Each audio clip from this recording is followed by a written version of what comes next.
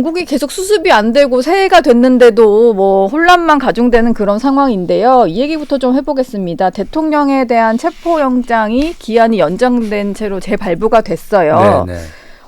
윤 대통령은 그 앞에 집회에 나선 강성 지지 세력을 등에 업고 버티는 상황인데 이번에는 국민의힘 의원들까지 좀 가세를 했거든요. 네, 네. 좀 어떻게 보셨습니까? 그 관저 앞에 모인 의원들. 글쎄요, 그러니까 지금 최근에 뭐 이러저러한 여론조사도 좋아지고 있다는 보도가 나오고 예. 또 국민의힘 우리 현역 의원님들이 또 다수가 관저 앞에 가서 체포 반대를 좀 외치고 있는 상황인데 저는 이러한 상황들이 저는 일단 첫 번째 원인 제공은 민주당이 헛발질을 계속 했다는 생각이 들어요. 그러니까 네. 민주당의 헛발질과 이재명 대표의 조급함 이런 게 국민들한테 이제 읽히면서 일종의 이제 반사 효과를 좀 보고 있는 거죠. 그러니까 처음에 12월 3일에 계엄이 터졌을 때 충격과 분노 속에는 이제 대통령에 대한 문제 제기, 지적, 비판 그리고 국민의힘에 대한 비난 이런 것들이 이제 여론조사에 영향을 미쳤다고 한다면 이게 일정 정도 벌써 지금 한 달이 지난 상황이 예. 됐잖아요. 그러다가 민주당의 헛발질과 이재명 대표의 이제 그 막 총리 탄핵부터 시작해서 자기의 대선에 유리한 시간표를 만들려는 속셈이 너무 보이니까 네. 그래 윤석열도 윤석열이지만 너도 마찬가지다. 이런 식의 아마 양비론적인 민심이 일정 정도 형성이 되면서 최근 여론조사에 그런 반영이 되지 않았나 생각이 예. 들고요. 그러니까 네. 첫 번째는 민주당이 빌미를 제공한 측면이 있고 두 번째로는 보수의 결집 현상은 분명히 있는 것 같습니다. 네. 그러니까 저도 국민의힘에 몸을 담고 있습니다만 지역에서 들어보면 우리를 지지하시는 분들이 윤석열이 문제는 있지만 이재명은 절대 안 된다. 그런 여론이 있어요. 수도권이신데도 불구하고 수도권에도 있군요. 있습니다. 예. 그러니까 어떻게 이재명한테 다시 대통령을 맡기느냐라는 위기의식과 분노감이 있죠. 네. 그러다 보니까 그래도 일단 그런 결집을 좀 해봐야 되겠다. 이런 그 생각들이 좀 저변에 깔려 있어서 네. 최근에 그런 민주당의 어떤 빌미 제공 그리고 최근에 보수 지지층의 반 이재명에 대한 반사 효과가 이런 여론조사 나타난 것 같은데 네. 그걸 믿고 이제 우리 국민의힘 의원들께서 가신 것 같은데 제가 볼 땐 반사 효과는 반짝 효과입니다. 반짝 효과. 그리고 결국 그게 착시 현상을 가져오거든요. 예. 이렇게 해서 가는 거 아니야? 이렇게 해도 되는 거 아니야? 네. 뭐 이런 식의 착각과 오해를 불러일으키면 이 반사 효과에 빠지면 사실은 돌이킬 수 없는 더 큰 저는 예. 잘못된 길로 갈 수 있다고 생각을 합니다. 뭐 민주당도 그렇고 그 강성 지지층만 보고 정치를 그럼요. 하면 네. 중간에 있는 이제 다수의 국민을 좀 놓치게 되는 상황이 올 수도 있는데 일단 민주당 같은 경우는 국민의힘 의원들도 가는 건 논리는 있더라고요. 예를 네. 들면 체포영장이 좀 불법적으로 나온 영장이다. 네. 특히 뭐 서부지법에 영장을 청구한 것조차도 좀 문제가 있다 이런 얘기를 하다 보니까 그런 식으로 발부된 영장은 집행돼서는 안 된다 이런 논리인데 민주당은 공무집행 방해자다 이런 주장을 하고 있어요. 그러다 보니까 뭐 심지어 일각에서는 만약에 의원들이 스크럼을 짜서 체포영장 집행을 막으면 그 공무집행 방해 현행범으로 체포도 가능하다 이런 얘기가 나오더라고요. 그러니까 지금 예. 사실은 계엄 사태 이후에 탄핵 가결 이후에 일정 정도 시스템의 안정을 좀 찾는 줄 알았는데 네.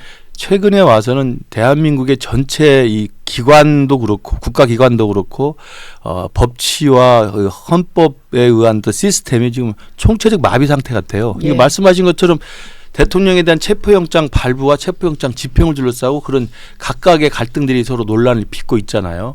그러니까 다들 할 말은 있는 거예요. 대통령 측에서도 이게 어떻게 서부지법에 영장을 청구하냐. 예. 그리고 뭐 영장 판사가 그 내용에 썼다고 하는 뭐 형법 111조인가요? 뭐 이 네. 이야기하는 것도 뭐 예외 조항을 적용했다, 제외한다는 이야기 쓰고 있는데 저는 그건 일리 있는 지적일 수는 있지만 그것이 체포영장 발부의 효력을 무효화시킬 수는 없는 거거든요. 그러니까 할 말은 하면서 또 거기에 저항하는 거고 그러다 보니까 다시 민주당이나 탄핵을 찬성하는 여론에서는 이게 정당하게 발부된 영장을 막아서는 건 공무집행 방해다. 그런 현행범 체포한다는 이야기까지 나오는 거예요. 그러니까 네. 극한적인 이게 마비 상태가 좀 돼 있다고 보는데 네. 저는 그렇기 때문에 우리 당 의원님들도 그렇고 민주당 의원님들도 그렇고 지금은 자기 시신들한테 유리한 어떤 시간표대로 하기 위해서 탄핵을 무기한 늦추는 것도 문제가 있지만 탄핵을 또 조급하게 빨리 하는 것도 문제가 있잖아요. 예. 그러면 이제는 여야가 자신의 당리당략에 따라서 계산할 게 아니라 나라의 안전을 찾는 데 노력을 해야 한다고 생각합니다. 그러려면 시스템이 작동하도록 해줘야 돼요. 네. 시스템이 작동하도록 하려면 저는 체포영장 발부는 이러저러한 문제 제기는 할 수 있지만 영장 발부에 대해서 저항하는 건 저는 문제가 있다고 생각합니다. 특히 예. 우리 당 국회의원님들은 헌법기관이잖아요. 헌법기관으로 뽑힌 분들인데 네. 영장 집행을 막아선다는 것은 헌법기관인 국회의원이 할 일은 절대 아니죠. 그렇지 않습니까? 예. 영장 집행을 오히려 법치에 의해서 그 법치를 수호하기 위해서 헌법기관으로 선출된 분이 국회의원들인데 네. 그걸 온몸으로 막아선다? 저는 그건 아니라고 보고요. 두 번째는 네. 우리 당 국회의원님들이 거기 가서 막아서면 문제 제기를 하더라도 공수처에 가서 하든가 서부지법에 가서 하든가 예. 아니면 여의도에 가서 하면 되죠. 네. 왜 그 정광훈 목사가 이끄는 그 집회장에 가서 대통령 관자 앞에서 몸으로 막는 모양새를 합니까?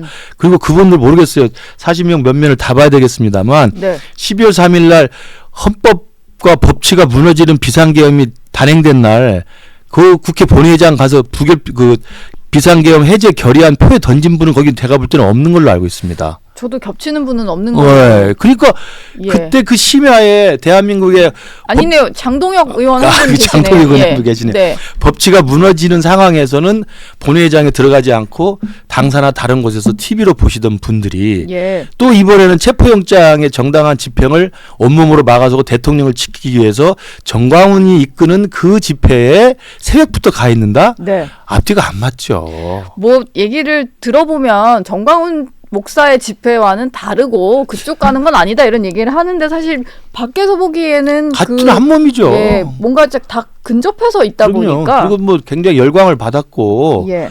그 배신자 소리도 안 들으려면 빨리빨리 나와야 된다는 이야기를 많이 듣었죠. 그러니까 예. 이러다가는 정말 이 우리 당이 그런 식으로 무게중심이 옮겨가면 정광훈 당하고 뭐가 다릅니까? 부정선거를 믿는 사람들이고 예. 대통령 탄핵을 2016년 박근혜 대통령 탄핵 때부터 사기 탄핵이라고 주장했던 분들이고 5.18을 폄훼하는 분들인데 이런 사람들과 같은 당의 이 정체성으로 가면 이 당의 다음에 어떻게 선거 때 대통령 선거를 후보를 낼 것이며 저희들이 어떻게 가서 표를 달라고 호소를 합니까? 지금 일단 이 탄핵 정국만 잘 넘겨보자 이런 뭐 그런 생각이지 생각이겠죠. 않을까 싶긴 한데요.